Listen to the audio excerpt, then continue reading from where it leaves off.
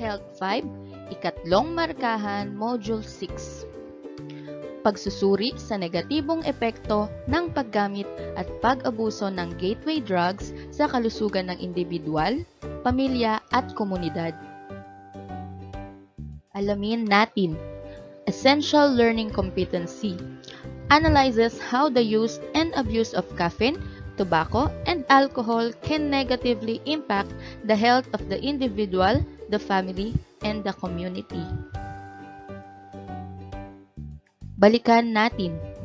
Kopyahin sa inyong activity notebook ang star diagram at isulat sa loob nito ang mga sakit na naidudulot ng paggamit at pag-abuso ng caffeine, alcohol at nicotine.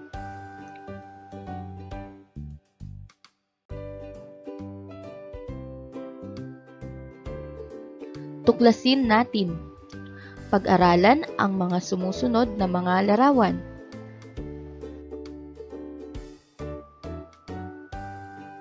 Kopyahin ang mga tanong at sagutin ito sa activity notebook. Unang tanong, ano ang ipinahihiwatig ng mga larawan? Ano-ano ang mga negatibong epekto o dulot ng mga gateway drugs sa kalusugan ng isang individual, ng pamilya at ng komunidad? Pangatlo, paano nito naaapektuhan ang pamumuhay ng isang individual, pamilya at komunidad? Suriin natin. Negatibong epekto ng gateway drugs sa kalusugan ng individual.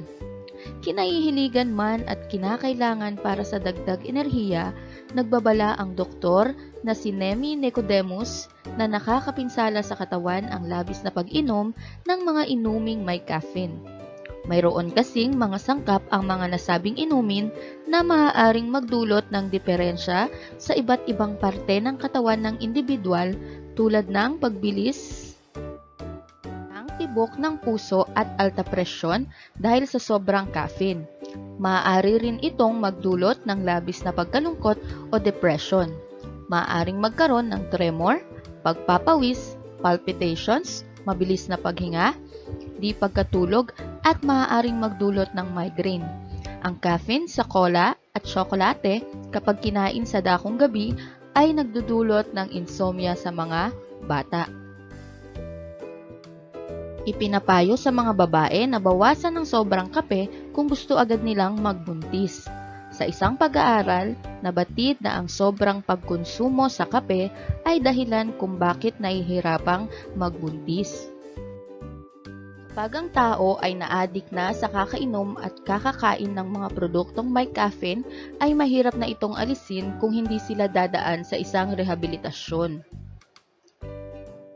Sinasabing nakabubuti rin sa katawan ang katamtamang pag-inom ng alak dahil maraming sakit na posibleng maramdaman ng katawan ang napipigilan nito. Subalit, kapag labis na sa itinakdang dami ng alkohol sa katawan, posibleng hindi na maganda ang epekto ng pag-inom ng alak. Ito ay posibleng mauwi sa mild hanggang life-threatening na sakit gaya ng emphysema, lung cancer, pagtaas ng presyon ng dugo, anemia, pagkasira ng pancreas, pati na rin ng atay, pagkasira ng brain cells, at impeksyon sa katawan. Ang paninigarilyo naman, tulad ng pag-inom ng alak, ay maraming masamang dulot sa katawan, kaya't importanteng bawasan o tuluyan ng iwasan ito. Ang ilan sa mga sakit at kondisyon na naidudulot ng paninigarilyo ay ang COPD o Chronic Obstructive Pulmonary Disease, asthma, cancer, at naaapektuhan din nito ang reproductive system ng isang lalaki o babae. Ang paninigarilyo ay nagpapataas ng posibilidad ng pagkakaroon ng paghina ng mata, ng katarata at biglaang paglabo ng paningin. Pahihinain din nito ang kakayahan mong makalasa at makaamoy, kaya ang pagkain ay baka hindi na gaanong maging nakaka-enjoy. Ito ay nakapagpapababa rin ng dami ng good cholesterol at nakapagpapataas ng presyon na maaaring mauwi sa stroke.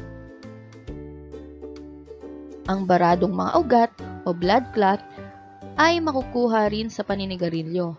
Sa katagalan ng paninigarilyo, ang mga taong gumagamit nito ay mas malamang na magkaroon ng cancer sa dugo o leukemia kumpara sa mga hindi. Ito naman ang negatibong epekto ng gateway drugs sa pamilya. Ang paninigarilyo ay nakasasama hindi lamang sa naninigarilyo, ngunit pati na rin sa mga taong nakapaligid dito tulad ng kanyang pamilya. Bagamat usok lang ang nalalanghap, ang mga taong exposed sa second-hand smoke ay makararanas din ng pareho o mas malala pang epekto na dulot ng direktang paninigarilyo. Ang mga panganib na dulot ng paninigarilyo sa pamilyang nagbubuntis ay nakalalaglag ng sanggol o di kaya ay maagang panganganak. Sa sanggol naman, maaaring maging sanhi ito ng biglaang pagkamatay o mataas na tsansang magkaroon ng mababang timbang pagkapanganak. Napag-alamang mas ubuhin at hikain ang mga anak ng taong naninigarilyo. Ang second-hand smoke rin ay nakakasanhi ng cancer, pulmonya, impeksyon sa tainga, mga problema sa paghinga, at sakit sa puso, lalo na sa mga matatanda. Ang alak ay may masamang epekto sa katawan bukod dito. Ang sobrang pag-inom ay nakakasira hindi lamang ng kanyang buhay, maging ang buhay ng kanyang pamilya at mga kaanak na nasasangkot sa kanyang maling desisyon kapag nasa impluwensya na ng alak. Sa level naman ng bansa, kapag madami sa mamamayan nito ang lulong sa alak, naapektuhan nito ang maraming pamilyang Pilipino. At dahil apektado sila, maaaring ang resulta nito ay pang-aabuso sa mga kapamilya nila o kaya naman ay pagiging gipit nila sa pinansyal. At dahil gipit ang pamilya, yung miyembro na nag-aaral pa ay hindi na nagpapatuloy pa o minsan hindi na nagpapatuloy ng pag-aaral dahil wala nang gumagabay na nakatatanda, lalo na kung isa sa magulang ang lulong sa alak. Kapag ang isang bata ay may kasama sa bahay na madalas umiinom ng kape o soft drinks o di kaya'y energy drinks, naninigarilyo o palaging umiinom ng alak, may mataas na tsansang maging katulad nila sa kanyang pagtanda. Ito naman ay negatibong epekto ng gateway drugs sa komunidad. Sa komunidad, hindi rin maganda ang epekto ng paggamit at pag-ubos sa kafeina, nikotina at alkohol. Sa kasalukuyan, mas umaangat ang mga kabataan sa paggamit ng sigarilyo. Sinasabi na kabataan ng pag-asa ng bayan, pero sa ngayon masasabi na kabataan ang dahilan kung bakit dumadami ang kaso ng krimen sa ating bansa. Humahantong sa pagnanakaw o pang-aabuso sa kapwa sa kagustuhang matugunan ang sariling pangangailangan. Naapektuhan ng paninigarilyo ang mga matatanda, kabataan at lalo na ang mga bata dahil sa second-hand smoke. Ang taong may alcohol addiction ay maaaring magdulot ng gulo sa komunidad at minsan naapektuhan din nila ang kapayapaan sa kanilang lugar. At alam naman natin na hindi mabuti ang lagay ng isip ng taong nasa impluwensya ng alak. Kaya dahil dito, nakagagawa sila ng karahasan na hindi na napag-iisipan tulad ng pang-aamok, pakikipag-away, pakikipagsapakan, pagwawala, o minsan nangahalay din ng kamag-anak o kapitbahay. Pagkalulong sa alak ay maaari nating tawaging panlipunang suliranin na nangangailangan ng atensyon at paggabay ng pamahalaan sa pamamagitan ng iba't ibang proyekto at serbisyo para matulungan sila. Pagyamanin natin. Kopyahin sa inyong activity notebook ang chart sa ibaba. Basahin ng mabuti ang mga sumusunod na sitwasyon. Suriin kung ang epekto ng gateway drugs ay sa individual, sa pamilya o sa komunidad. Sabihin kung ito ay epekto ng paggamit ng caffeine, alcohol o tabako. Lagyan ng check ang napiling kasagutan. Isyong pangkalusugan. Si Jose ay mahilig uminom ng kape. Sa agahan, hindi nawawala ang kape sa hapagkainan.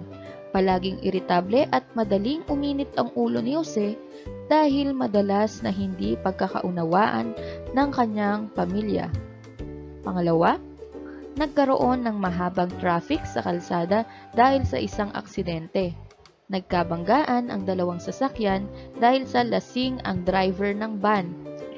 Marami ang nainis dahil naantala ang pagbiyahe sa kani-kanilang patutunguhan. Pangatlo, natutong manigarilyo si Ivan noong siya ay high school pa lamang. Hanggang sa siya ay nag-asawa at nagkaroon ng anak, hindi pa rin nawawala ang kanyang bisyo. Dahil dito, madalas na isugod sa ospital ang kanyang anak dahil sa hika nito.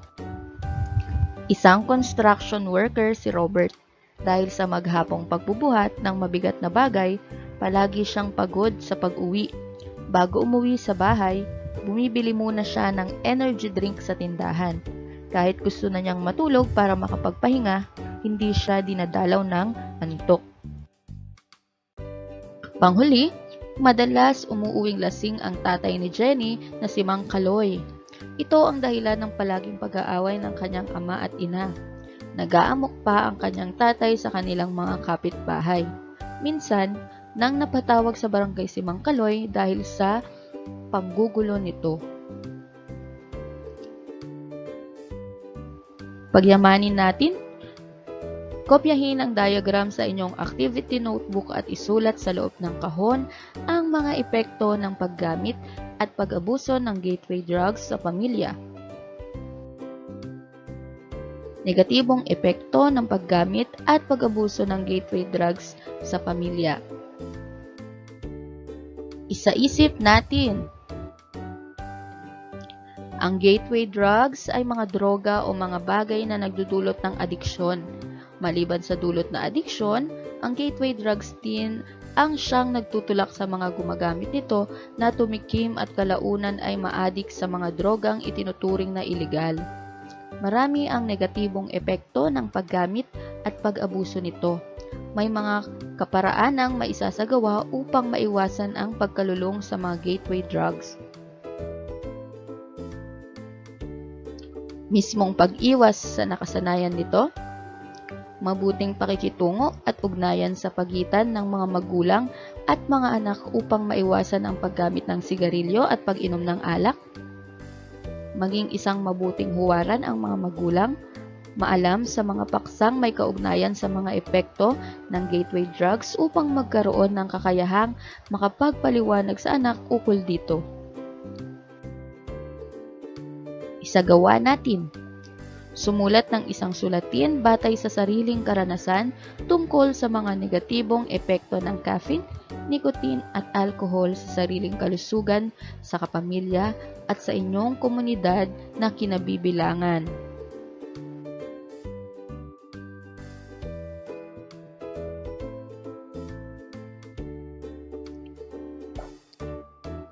Maraming salamat. Please like and subscribe.